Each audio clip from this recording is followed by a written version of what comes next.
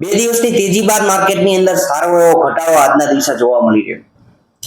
તેજી એટલે કે એવા પ્રકારની તેજી આપણને માર્કેટમાં જોવા મળતી કે ગેપ ડાઉનની અંદર ખુલ્યા પછી સારું એવું માર્કેટ આપણું રિકવર થઈ રહ્યું હતું. પણ આજના દિવસે ઉલટી પરિસ્થિતિ એટલે કે માર્કેટ આજે ડે લો ઉપર જઈ રહ્યું છે, એટલે કે નવા લો ઉપર જઈ રહ્યું છે. ઇઝરાયલ ઈરાનના ચાલી રહેલા યુદ્ધના કોન્ફ્લિક્ટ કે સારો એવો સમજૂતીનો ભાગ રૂપે આપણને જોવા મળી શકે એમ હતું, તેમ છતાં પણ એ પરિસ્થિતિ વધારે વિકરાળ અત્યારે જોવા મળી રહી છે. હાલની પરિસ્થિતિએ જોઈએ તો સારા એવા હુમલા એકબીજા તરફ કરી રહ્યા છે, ત્યારે એક બાજુ ટ્રમ્પની પણ એક સમજૂતી બાબતે એક ભલામણ ચાલી રહી છે. આ સિવાય માર્કેટની એક મોટા ખબરની મોટા સમાચાર વિશે વાત કરીએ તો પ્રમોટરો દ્વારા અલગ અલગ સ્ટેજની અંદર સેલિંગ ચાલી રહ્યું છે, એટલે કે સારા એવા શેરમાં સેલિંગ પ્રેશર જોવા મળ્યું છે.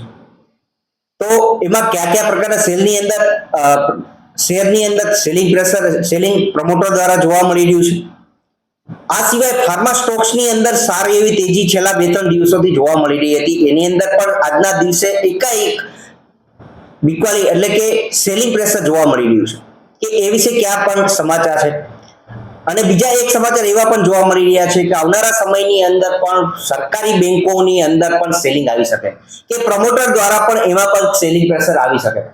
એટલે કે મારે આ વિડીયોમાં ખાસ એ પોઈન્ટ ઉપર વાત છે કે પ્રમોટર દ્વારા સેલિંગ પ્રેશર આવી રહ્યું છે, તો આ શેરને શું આપણે હોલ્ડ કરવા જોઈએ. આ તમામ પોઈન્ટને આપણે ધ્યાનમાં રાખીએ થોડી ચર્ચા આ વિડીયોમાં વાતચીત આપણે આ વિડીયોમાં આ પોઈન્ટ ઉપર કરીશું. તો સૌથી પહેલા વાત કરીએ તો વિશાલ મેગા માર્ટ કે જે આઈપીઓ ચાલુ વર્ષ 2024 માં એવરેજ 70-78 ના ભાવની અંદર આ આઈપીઓ આવેલો હતો. સારી એવી તેજી કે સારા એવા રિઝલ્ટ પણ આ કંપનીએ પોતાના રજૂ કરેલા, પણ આજના દિવસે 3% સેલ એવરેજ જોશો તો 10,000 કરોડ કરતા વધારે રકમનું સેલિંગ આ પ્રમોટર દ્વારા થયેલું જોવા મળ્યું. 112 રૂપિયા સુધીના શેરનો ભાવ જોવા મળ્યો અને માર્કેટ ક્લોઝ થયાની આસપાસ આનો આજ શેર રિકવર થયેલો છે. એટલે કે કોઈ પણ પ્રકારનો શેરની અંદર સેલિંગ પ્રેશર જોવા મળે પ્રમોટર દ્વારા તો એનો મીનિંગ એવો નથી થતો મિત્રો કે આ પ્રકારના આ કંપનીને આપણે સેલ કરી દેવી જોઈએ. પણ ઉપરાંત એ વસ્તુ પણ ધ્યાનમાં રાખવી જોઈએ કે આ જે પ્રમોટર દ્વારા જે સ્ટેક સેલ થયેલો છે એ સ્ટેક સેલ થયેલાને ખરીદનાર વ્યક્તિ કોણ છે, કે પબ્લિક દ્વારા ખરીદવામાં આવ્યો છે કે કોઈ પણ ઇન્સ્ટિટ્યૂટ FIDA દ્વારા ખરીદવામાં આવેલા છે. આ એક ખાસી એવી અસર એના શેર ભાવ પર રહે છે.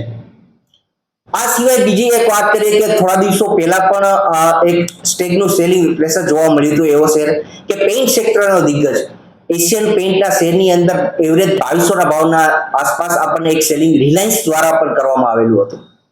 એવરેજ જોઈએ તો 2500 કરોડની એવરેજ ડીલ આપણને જોવા મળી હતી. બીજા ડીલની અંદર વાત કરીએ કે ક્યાં એવી બેંકોની અંદર પણ ડીલ થઈ શકે એમ છે, તો PSU બેંકની અંદર વાત કરો તો મિત્રો UCO bank, bank of Maharashtra, central bank, Indian overseas bank, Punjab and Sindh bank કે આ પાંચે પાંચ સરકારી PSU સ્ટોક્સની અંદર કે PSU બેંકની અંદર પ્રમોટર દ્વારા સેલિંગ આવનારા સમયમાં થઈ શકે એમ છે. કારણ ઘણા હોઈ શકે, એમાંનું મુખ્ય કારણ અત્યારે જોવા મળી રહ્યું છે કે એવરેજ જે કઈ પ્રેસિડેન્ટ ઓફ ઇન્ડિયા જે આ સ્ટેક સંભાળી રહી છે એ પ્રેસિડેન્ટ દ્વારા 75% કરતા વધારે હોલ્ડિંગ ધરાવતી કોઈ પણ શેરની અંદર આવનારા સમયમાં આ કંપનીના પ્રમોટર દ્વારા સેલિંગ આવી શકે કે એ 3 વર્ષના ટર્મ દરમિયાન ગમે ત્યારે એ સેલિંગ કરી શકે. તો ઉપરી નજર ઉપર જોવો મિત્રો તો યુકો બેંકની અંદર 90.95% નો સ્ટેક પ્રેસિડેન્ટ પાસે છે, એટલે કે આપણી ઇન્ડિયન ગવર્નમેન્ટ પાસે છે. આ સિવાય બેંક ઓફ મહારાષ્ટ્ર કે એનો સ્ટેક છે 79.60% નો સ્ટેક છે એ ગવર્નમેન્ટ પાસે છે. આ સિવાય સેન્ટ્રલ બેંક ઓફ ઇન્ડિયા કે જેની અંદર 89.27% નું હોલ્ડિંગ છે એ ગવર્નમેન્ટ પાસે રહેલું છે. IOB ની વાત કરીએ ઇન્ડિયન ઓવરસીઝ બેંક કે જેની અંદર 94.61% નો સ્ટેક છે ગવર્નમેન્ટ પાસે રહેલો છે. આ સિવાય પંજાબ એન્ડ સિંધ બેંકની વિશે વાત કરો તો 93.85% નો સ્ટેક છે પ્રેસિડેન્ટ ઓફ ઇન્ડિયા સંભાળી રહી છે.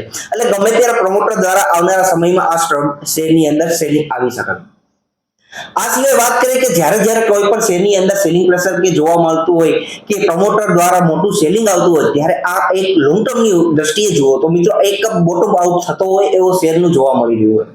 એટલે કે જેવી રીતે એશિયન પેઇન્ટની અંદર જમ્પ આપણને 2 દિવસથી જોવા મળી રહ્યો છે, એવું પણ બની શકે કે આવનારા દિવસોની અંદર આ કંપનીના શેરમાં સારો એવો જમ્પ પણ જોવા મળી શકે.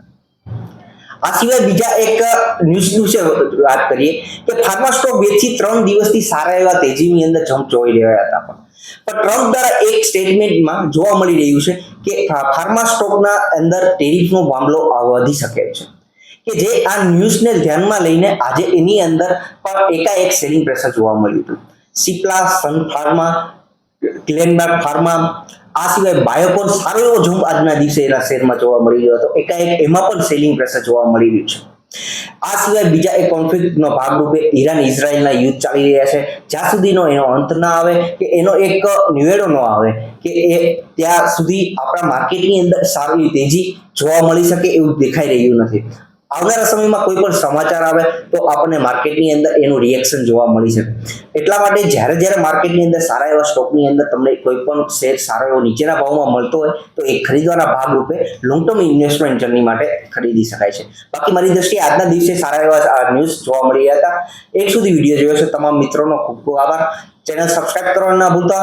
એક નોર્મલ થેન્ક્સ, જો તમને કોઈ વસ્તુની માહિતી આનાથી મળી હોય, સમાચાર જાણવા મળ્યું હોય તો એક થેન્ક યુ નો મેસેજ આપી શકો છો. Thank you.